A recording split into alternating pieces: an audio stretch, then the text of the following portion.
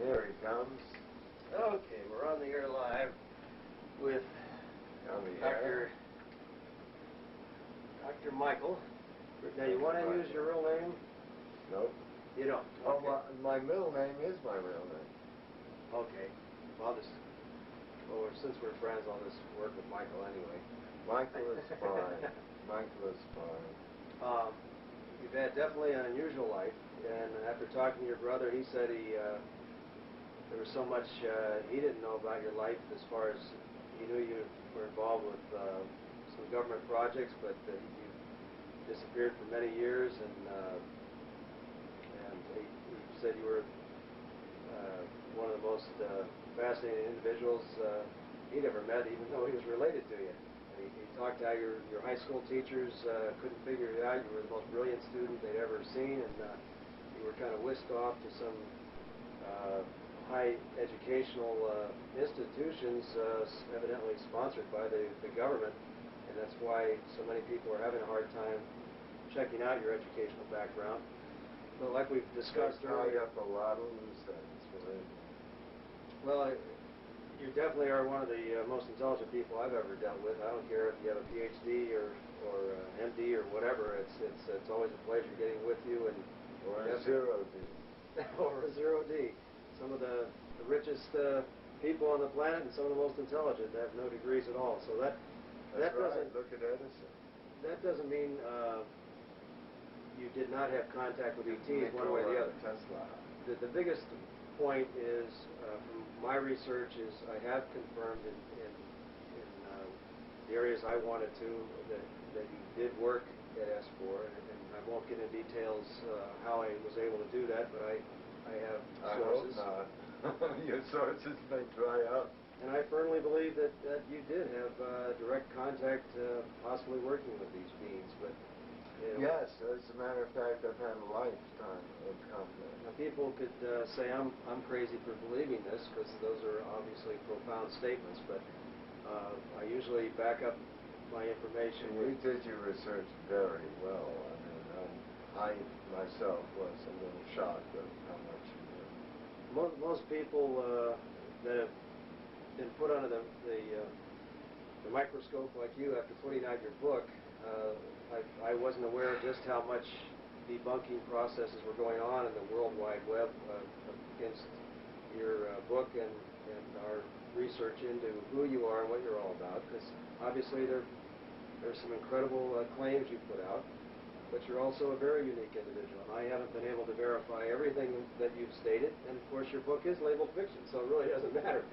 But enough is checked out that I find it's amazing.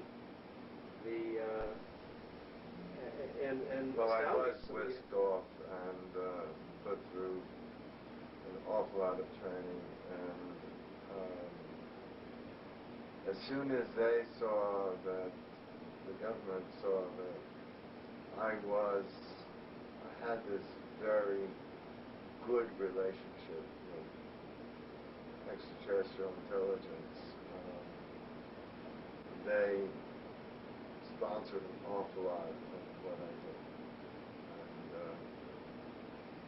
And I even got away with some things that I shouldn't. Now, obviously, most people watching this, especially the ones, the so-called intellectuals, will think you're an out-and-out fraud, and that's been stated on the internet and through other people that think they have all the answers. That's the problem. They don't. And neither do I. And you never have claimed that. But you and I have shared some very interesting conversations on the phone and in person for a long time. For a long time now. That's right. And you know me better than a lot of people. And while I've been here in your home, you had some phone calls come in from some highly regarded scientists. We won't go into who they were, but I was able to listen in on some of the conversations, and they definitely are backing you up, even though they won't publicly go forward with those statements. They do write letters and they do call. It is interesting, and some of the information you've shared with me through contacts you have has ended up being front page news weeks later before anybody else had access to it. So that told me right off that you definitely had some high-level sources from somewhere. And I appreciate some of the information you shared. Some we can't go with on this tape, but I know it's taken you quite a long time just to do an interview on video. It's been very difficult. I've been warned against it, but I do feel that as far as the National Security Act is concerned, I am not breaking it, not breaking subsection 312 or any of the agreements that I have signed. This mentally alert I am. Now we were going to talk a little bit. I wanted you to list some of the things you had found out, and whether I could give it a nod or I can't comment, or because I think you have hit pay dirt like some others have found out a great deal about me, but nothing like this. Well, I was able to find out that evidently from June 72 to June of 77, you were definitely involved with some high-level work. Some of it at S4, maybe some other places that you can go into, and maybe you can't go into. But you were brought in at first as a consultant in a capacity of a highly educated chemist in which to establish an understanding on new technologies, on elements that were not produced on Earth. This included foliage and tissue samples, and monitoring growth rates and influences Not of just these plants, tissues. but extraterrestrial tissue. That's correct. And we're always complaining. I hear complaints about how they're genetically engineering combo. I call them the between aliens and humans together. What the heck do you think we've been doing with their genetic material? What can you expound at all on what you learned from the original? Not really, but I can say that we have been doing almost identical things in our own way, in our cloning techniques, our abilities, that a great number of biodiversity has been brought to us, and we have been able, biocompatibility studies, it's very technical stuff, but I think what you have been saying is very true. The neural interface work is especially pertinent because now we are working with pilots.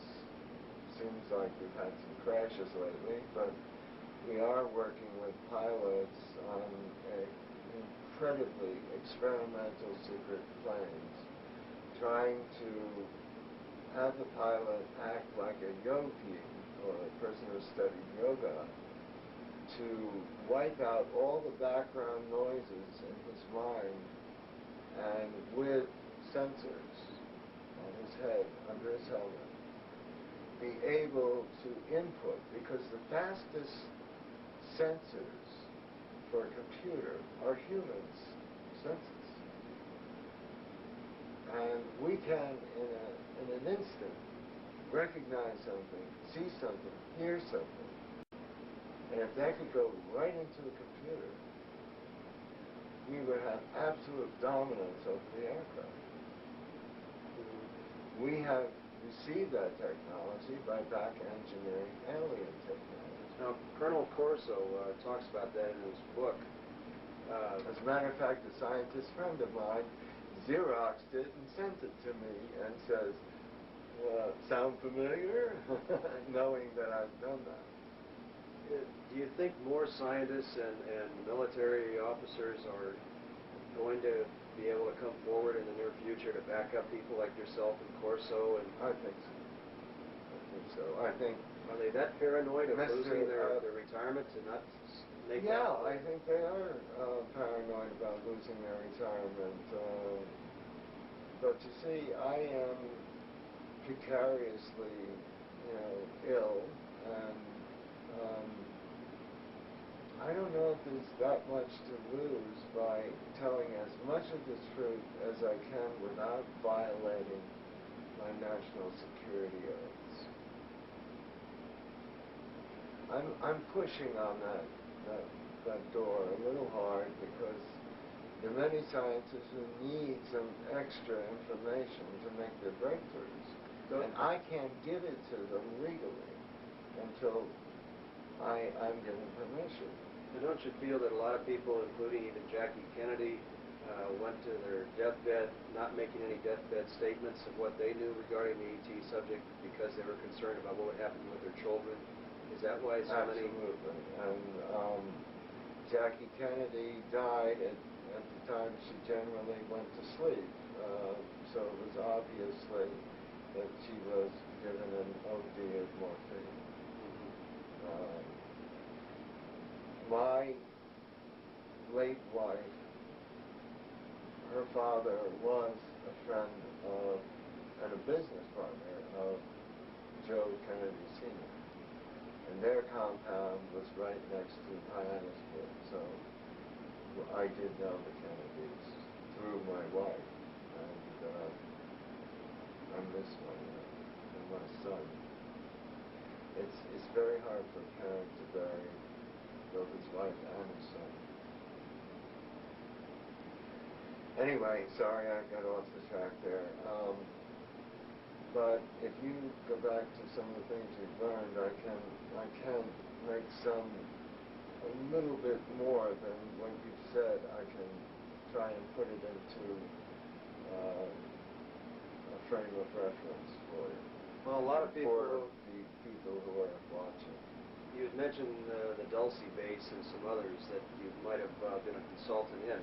There's a lot of horror stories about what went on in Dulce. I've been able to confirm and been out to Dulce myself that a lot of what people speculated on Dulce, bits and pieces of fact were intertwined with some science fiction there, but there was an alien base in Dulce. I for my own self-awareness and truth-seeking, I was able to, through sources, confirm that place did exist. Oh, yeah. Of course, a lot of people still to this day think it's science fiction, and that's up to Well, them. I've been accused of writing science fiction too, but it's funny how science fiction becomes in science hours facts. becomes science facts. What could you tell us about? I have never written a word of science fiction, or the only fiction in my book is my own journal. And that is how I would react to women with mascara leaning over a nice new suit. What would you, can you expound it all? In the book. It's a very interesting book. It is. It's worth reading. It's worth reading. And all the benefits are going to a children's non-profit foundation. That's another... A lot of people have speculated that it doesn't go to a children's foundation. I have been able to get confirmation on that, and you have the documents. I got the documents right here. It's being watched by the IRS. And you know, lately, the IRS is not anybody to fool around with. It is a confirmed non-profit organization going to children's charities. So to a children's charity, which is aligned with the new... I can assure you that Dr. Wolf is not a wealthy man, but a highly intelligent man. That I have holes in my slippers. He didn't put this book together just to make a name for himself or $1 million. And I'm not interested in either money, as you can see, but I'm not also interested in recognition or invitations to go lecture. My lecturing days are over. What can you tell us? My studies aren't. Can you working on dolphins now, dolphins and whales? Because Carl Sagan did say that there is an alien life form present on this planet, and he said it's in the sea. Well, the biggest alien, even Ted Koppel on Nightline talked about it, is considered God, for that matter. Yeah. What can you tell us about what went on in Dulce? Or I know the base has been closed down now, but can you give us any details about the Dulce base or others without breaking too much of your security oath, or is that just too secret? What kind of horror stories did you hear? The Benowitz and the other people that the abductees say they've been down there, and people that have used to work there supposedly said they saw the bats with human body parts. Is there any truth to that? No. There's a lot of sci-fi coming out of that. There was some horrific experiments that were for mental control, i.e. Benowitz and others. A la Manchurian candidate, but much more sophisticated. Much more sophisticated. With what are called psionics and psychotronics, both machines and chemical control over the human brain. What was the reason? The angels aren't playing the harp in Alaska, by the way. What was the reason they closed down the Dulce base? Well, primarily it was an Indian reservation, and they really technically, the Indians told them you paid us already, the lease is up. And there was too much misinformation coming out of it, so it was a question of shifting a lot of that to other underground facilities. Now there's speculation that, in fact, Dr. Boylan has talked about all these underground tunnel systems through Colonel Wilson, who's expounding on his background with information on different secret agendas and secret projects and such. Or did you ever go through any of these underground tunnel systems in these fast, high-speed shuttle systems? Yes, not quite maglev on Sequez DSV, but very similar. Magnetic, electromagnetic, like a BSDI electromagnetic launcher. These weren't bullet trains. These were unbelievably fast. And these tunnels are all over the southwest. Yeah, and the funny thing is that the digging equipment absorbed and made the walls out of what they were digging through, including rock. This was technology we didn't have. But technology, once we learned to produce it and use it, we did very well. What about the Philadelphia experiment? I know you talked a little bit about it in your book, but what's your feeling on that? The time travel. Have we perfected time travel? No, but we've messed up we've created a lot of rifts, and Colonel Corso knows about that, but that wasn't one thing he addressed in his book. I heard him say on his way from one thing to another, some reporter stuck a microphone in his face. He says, "Wait till I tell you about how many rifts in time we created." So, time and space, or time-space events, are a lot better understood than most of the halo over the head of science people seem to believe. I think everyone who is on the cutting edge does know that there are things that are not anti-gravity, but creating gravitational fields operating within gravitational fields. The warping of time and space and time, space-time events, event horizons, not just in black holes, but the black hole, white hole scenarios of travel in intergalactic travel. This is very general what I'm telling you now. I'm not giving you celestial mechanics because then I'd need a blackboard and I'd need to draw you some symbols, tell you what they mean, and then pursue those kind of equations. But in celestial mechanics, even the mechanics of celestial bodies is so much closer to the way extraterrestrials move, or shall I say, in space and time, pull the location to them. Now you witnessed some of the dissections. Were their brains that much different than ours tissue-wise? Oh, yes, they are. Yes, much more developed. There was no corpus callosum.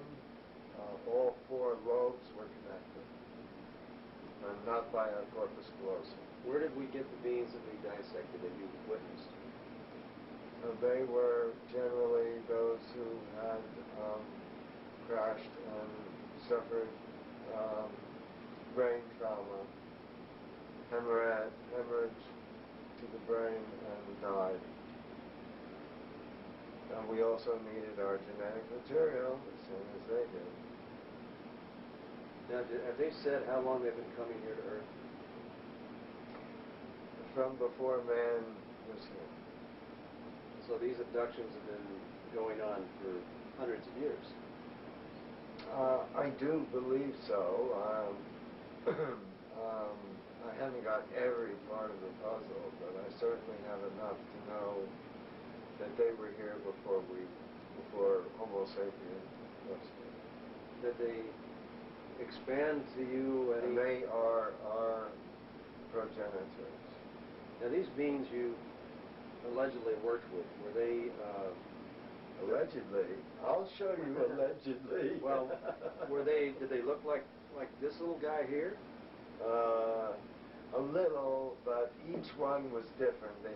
I don't know about these people who say that the Greys are robots, because they're not. They're feeling, thinking. Some scientists have called them kissy-facey because they love to be hugged. Well, maybe the like dolphins, very much like dolphins. Maybe the ones with no they had no sex organs were just the clones that do the abduction process for these other... No, actually, they're not really clones in the sense of that they have a set of emotions, and they are very interested in our emotions to love, not the sexual things. I hear about, well, I witnessed some debriefings of military men who were so masculine that they couldn't bear the thought of lying close to what they perceived as a male, but not by any external organ, but they perceived as a male, and I'm not into that homosexuality stuff. And that is, it's unfortunate because it's not a sexual thing. Yes, sperm and eggs were taken from some abductees, but not as many as most people think. What about these missing, this big surge in missing people around the United States and possibly the world in the last 10 or 15 years? Do you think that has anything to do with these alien abductions? I know one person who went because she wanted to go. She was a surgeon. Much before I met my wife. You knew a surgeon that was taken deliberately? She's in the book. She's in the book. Dr. Candace Ryan, who wanted to go with them, was fed up with what she saw in the emergency room. So where did they take her? Back to Zeta 1 or 2? I don't know where they took her. Probably where she wanted to go.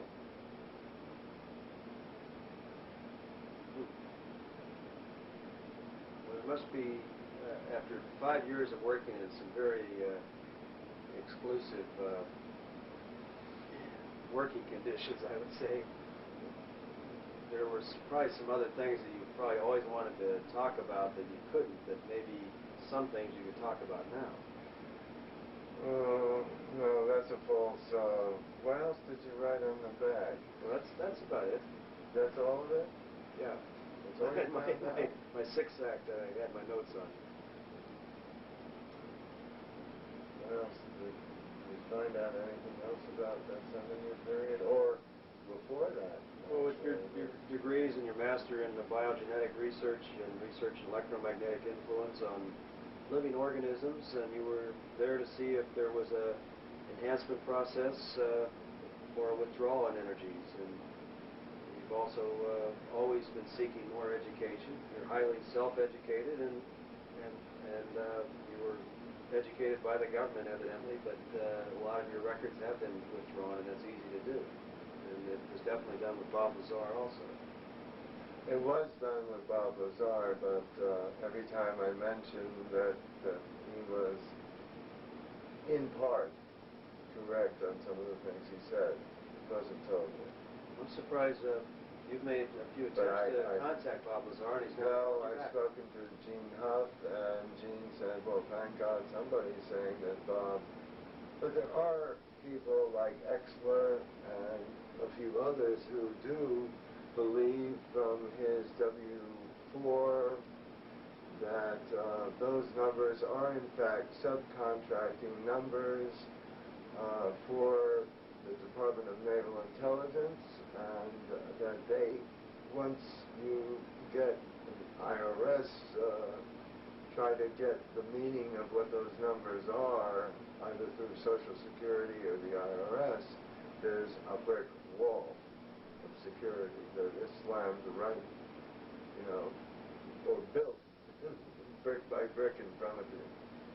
This is the projects are so compartmentalized that your specialty was chemistry and botany as far as your consulting. Neurology too. So it's possible that you like many other scientists that have been involved with these underground top secret projects don't have the full picture because they don't want you to know what the full picture is. No, there are a few of us that did have a lot of the whole picture because we had to know.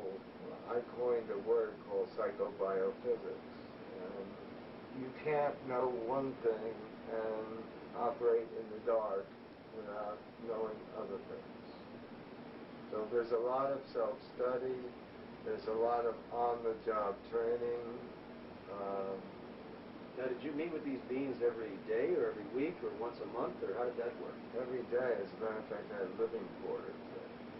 The beings do, or you did? I did.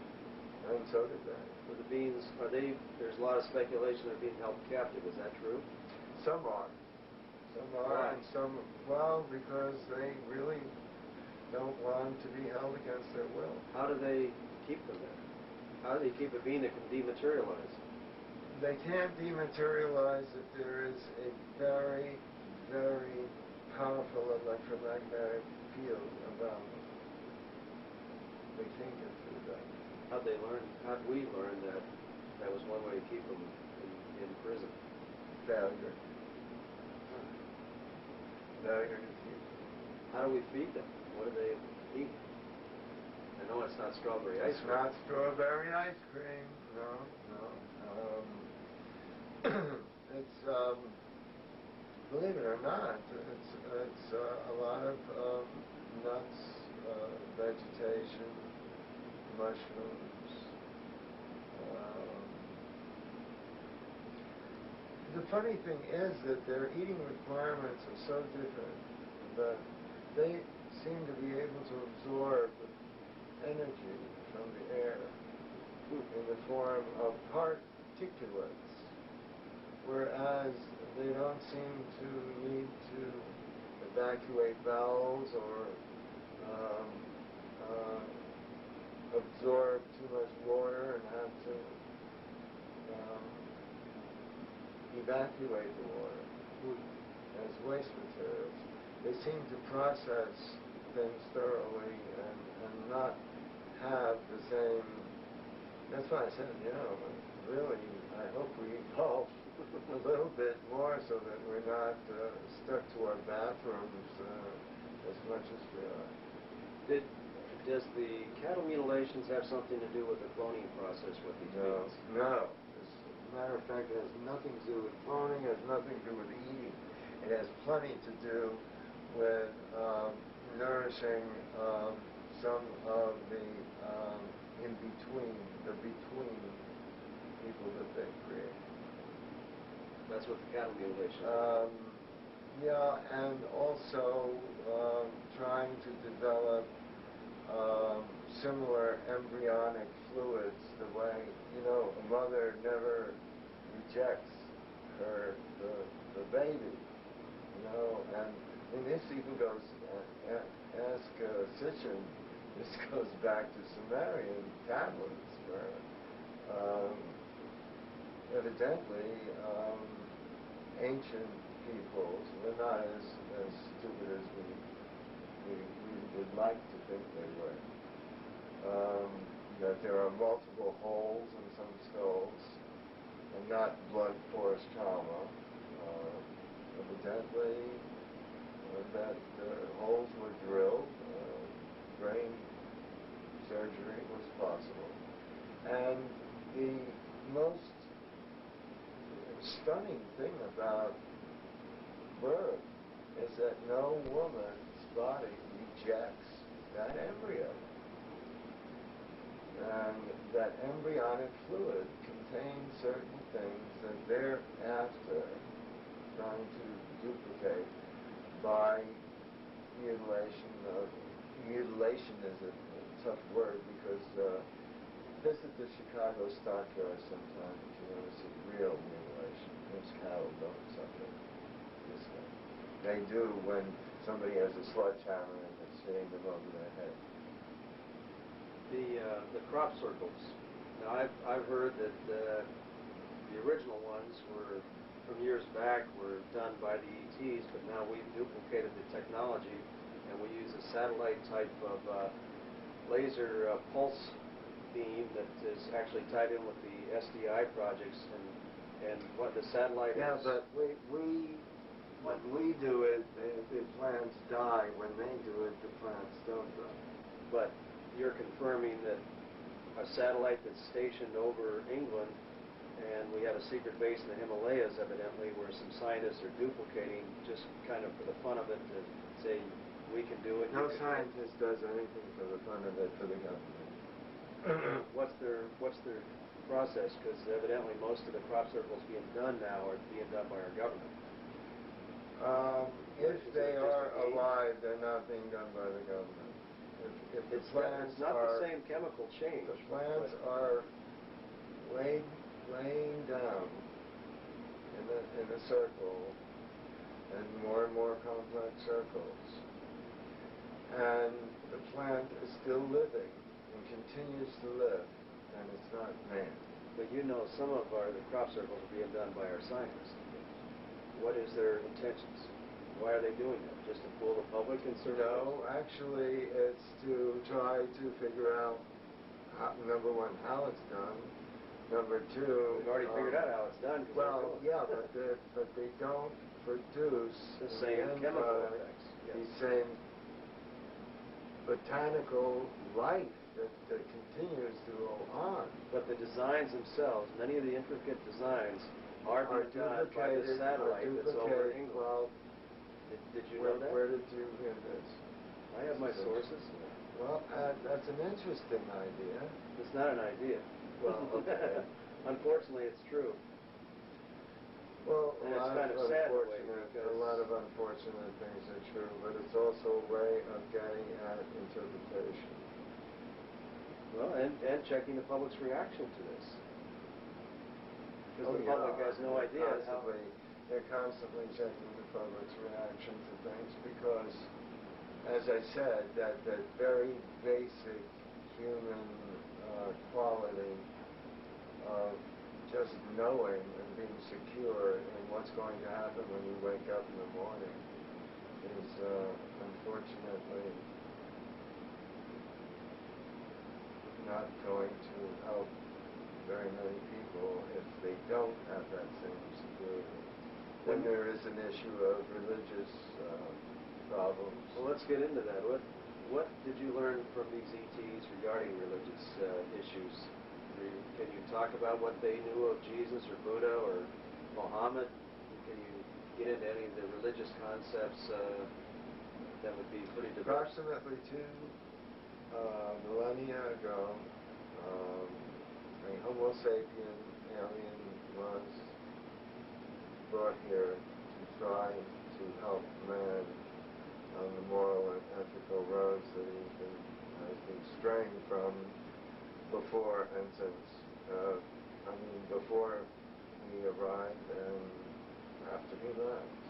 Now you're saying he was brought here, but she was artificially inseminated, supposedly. Well, that's a way of bringing somebody in. Did these beings say that was what was done? No. And I can't tell you what they did say, but I would imagine the Catholic Church is readying itself for something like that, because they have already said that God, man is created in the image of God, but that is the soul, the spiritual part of man. What are these not beings? Necessarily the physical part. And the Pope has already done an encyclical letter on that. I've heard that just about every pope since all this started has been aware of the ET phenomenon, along with the Queen. Well, they purchased their own radio telescopes, and I don't think to see as the official Vatican State Department, because it is a country of its own, that's why I like Morris L. West, Shoes of the Fisherman, so much, because a Russian pope during the Cold War, where China is threatening because they're starving, threatening to lose World War III, and he takes everything in the Vatican, and he said, now what would Jesus do? He'd sell it and feed everybody, and thus there was no war. What about Buddha and Muhammad? Did they mention anything regarding these two individuals? They said a lot of prophets were created by them. The ring of fire of Ezekiel, I think it is. There were, as a matter of fact, in Genesis, there's a lot of Sitchin's word where he was slapped down in school, where he asked what the word mean, and it meant men who came from the sky, not angels, from God or heaven. Based on what you know, and there's speculation through ancient calendars that the world ends as we know it in the year 2012. Did they mention anything to you regarding these episodes coming up? There's nothing in the government. There's nothing in the well. There are, all the speculative things. Of course, every angle is examined and analyzed. But the only thing that we are doing is destroying the earth little by little. And it may take a little longer than 2012, but we're at the crossroads now. And anyone who signs a Clean Air Treaty, don't forget all the countries that don't sign it. And it's as if there's a bubble covering every country. You worry about your air, we'll worry about ours. Well, it's one atmosphere, folks. It's one atmosphere. And that's why the book is charged. When I was giving lectures, I just jumped right into it when I saw Greenpeace out there in the audience. Now, do you have any expectations to write any more books? I would like to write a sequel, which would be a quartet. The Bright White Light Quartet is mentioned in the book, and it will be an attempt to explain from a non-human point of view why aliens think the way they do, what their culture is about. That would be the last book in the quartet. This first book, it took you a while to get it done, and were you surprised at the accusations made against you on around the world on the internet? Were you expecting there that? weren't that many accusations. There were more. Well, debunkers. There were 3 or 4 debunkers, and then there was about 10 or 12 defenders. So I don't know. I'm only privy to what's sent to me by interested parties through the publisher, and I am not concerned with debunkers, because if they didn't have anything else to do, like investigate UFOs, they have to make their living doing something. And debunking is one of the most popular forms there is right now. It really is. It's you haven't debunked anyone, give you a little time, you'll find somebody.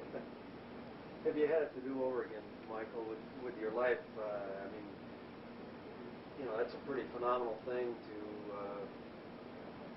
have been involved with these projects and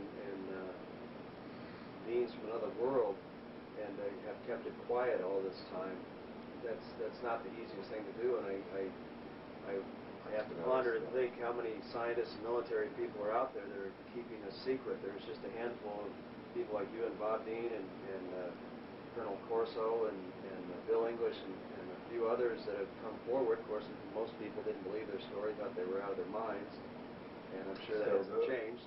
Of course, it's a pretty profound statement to make, and the problem is... That's okay, because history has already proved that what I said about cloning years ago is now coming true. A lot of the hybrid weaponry I was talking about, electromagnetic pulse rifles, are now being developed, and it's a matter of public record.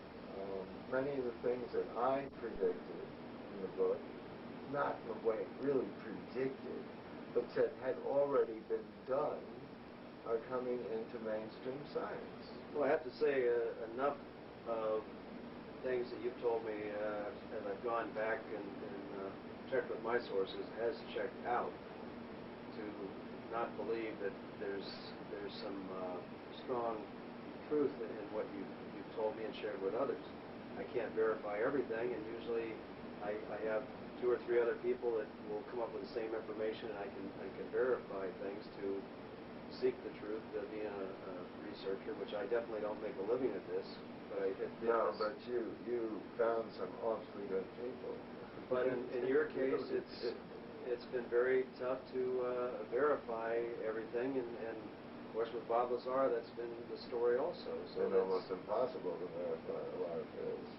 But too many of the facts that you've shared with me and some others have checked out.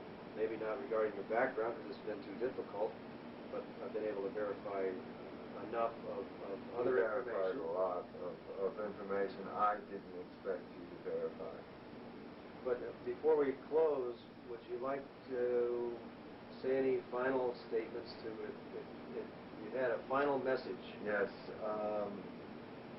We're at a crossroads now. It is so very important that we give a viable future to the children. We have the ability to go ahead to live marvelous lives. We have a chance to make this a viable planet where love and hope rule, rather than conflagration and death are the only alternatives. The crossroads is now. The answer must be. The question has been posed. The answer must be made. I hope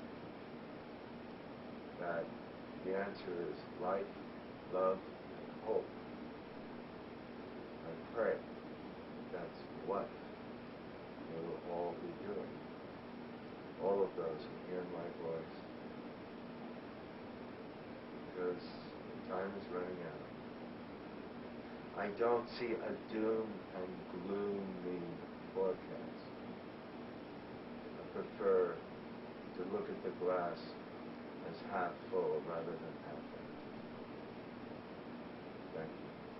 Thanks, Michael. I really enjoyed it.